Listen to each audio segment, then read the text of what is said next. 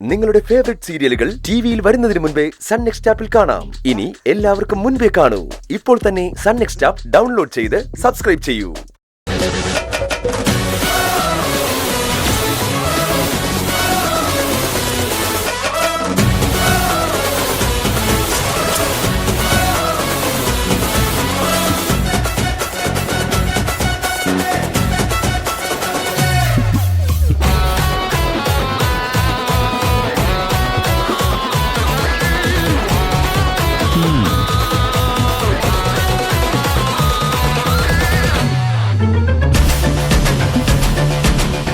എന്തിനാ പ്രിയൻ ചേട്ടാ എന്നെ കൊണ്ട് ഈ കോലം കെട്ടിക്കുന്ന? വീട്ടിൽ നിന്ന് തന്നെ പുറത്തിറക്കാൻ എന്റെ മുന്നിൽ വേറെ വഴിയൊന്നുമില്ല. അമ്മ എന്തായാലും ലിവിംഗ് റൂമിൽ നിന്ന് മാറാനും പോകുന്നില്ല. തനിക്കാണെങ്കിൽ കൃത്യസമയത്ത് കമ്പനിയിലും എത്തണം. അതിന് ഇതിട്ടതുകൊണ്ട് എന്താ ഗുണം?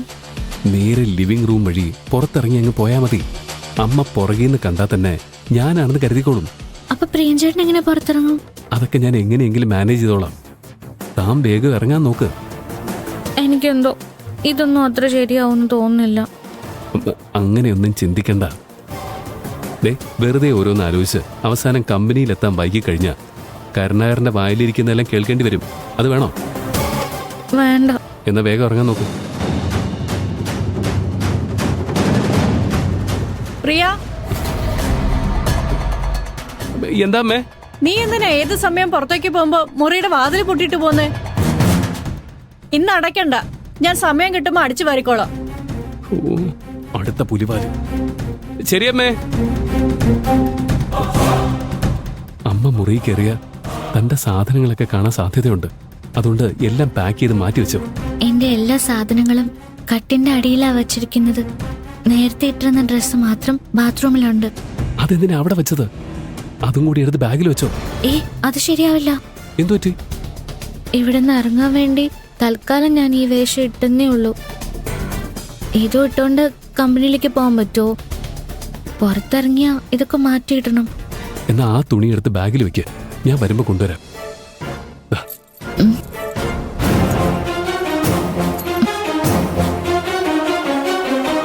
ഞാൻ തുറന്നു നോക്കട്ടെ. ഇങ്ങനെ.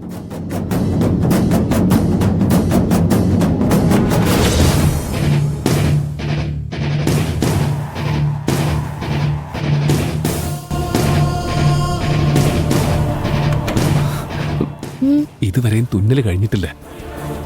പാറിച്ചല്ലേ. എനിക്ക് നല്ല പേടിയുണ്ട് പ്രിയൻ ചേട്ടാ. പേടിക്കാനൊന്നുമില്ല, ധൈര്യമായിട്ട് പൊയ്ക്കോ. പ്രിയൻ ചേട്ടന്റെ കൈ വിറയ്ക്കുന്നുണ്ടല്ലോ. എനിക്ക് ഭയങ്കരമായിട്ട് ധൈര്യം ഉണ്ടാവുമ്പോ എന്റെ കൈകൾ ഇങ്ങനെ വിറയ്ക്കും. ഞാൻ വിശ്വസിച്ചു. നീ ഓരോന്ന് പറഞ്ഞ് സമയം കളയാതൊന്ന് പോവാൻ നോക്ക് പാറു. ഇതല്ലാതെ വേറൊരു വഴിയല്ലേ? ഇല്ല, അയ്യപ്പനെ മനസ്സിൽ ധ്യാനിച്ച് ഇറങ്ങിക്കോ. അയ്യപ്പാ രക്ഷിക്കണേ. എന്നെയും രക്ഷിക്കണേ. ചെല്ല്.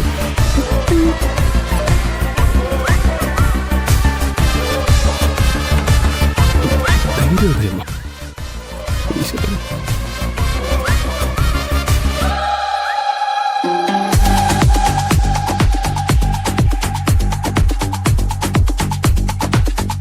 എടാ പ്രിയ,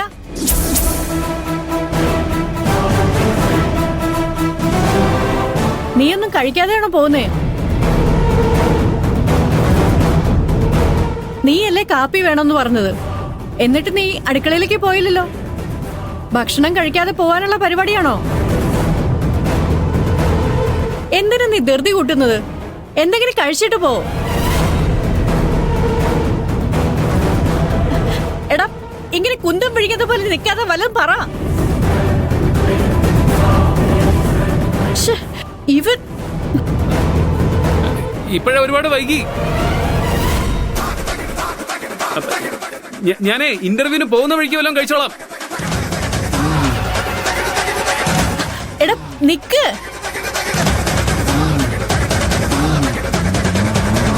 കുറച്ചു ദിവസമായിട്ട് ഇവരുടെ പെരുമാറ്റത്തിൽ എന്തോ പന്തികേടുണ്ടല്ലോ. ഏത് സമയം മുറിക്കുള്ളിൽ തന്നെ പൂട്ടിയിരിക്കും. എന്താണാവോ മുറിയിലുള്ളത്? എന്തായാലും മുറി അടിച്ചു വരുമ്പോ നോക്കാം.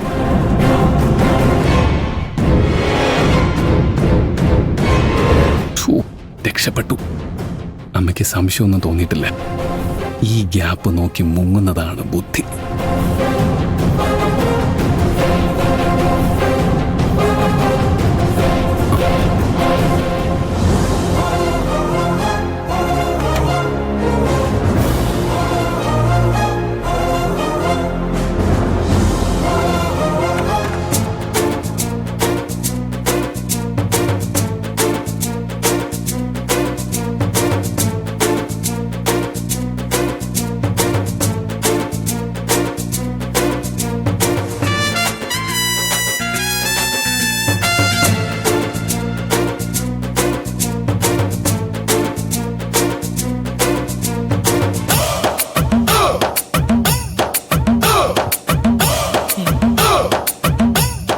ഹലോ,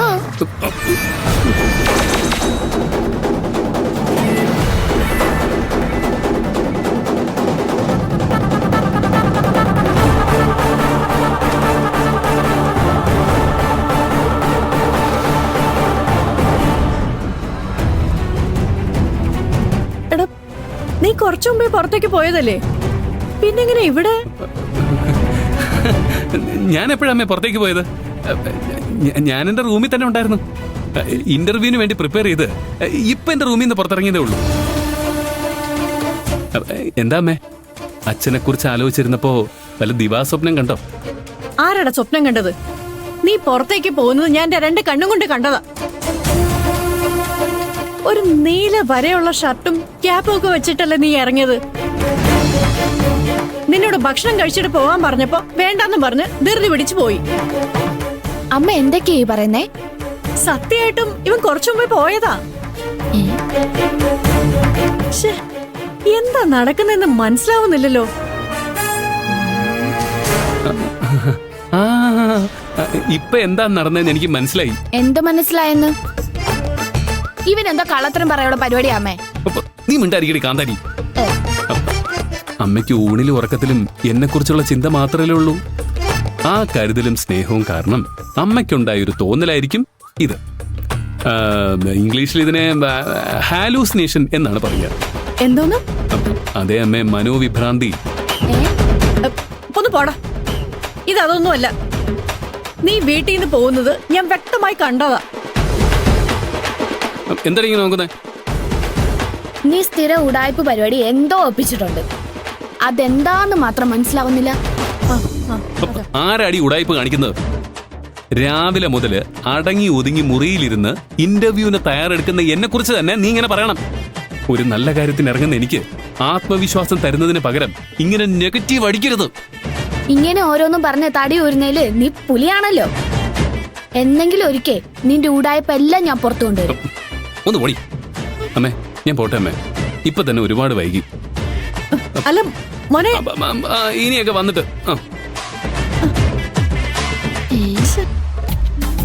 എന്തൊക്കെയാ ഈ വീട്ടിൽ നടക്കുന്നത്?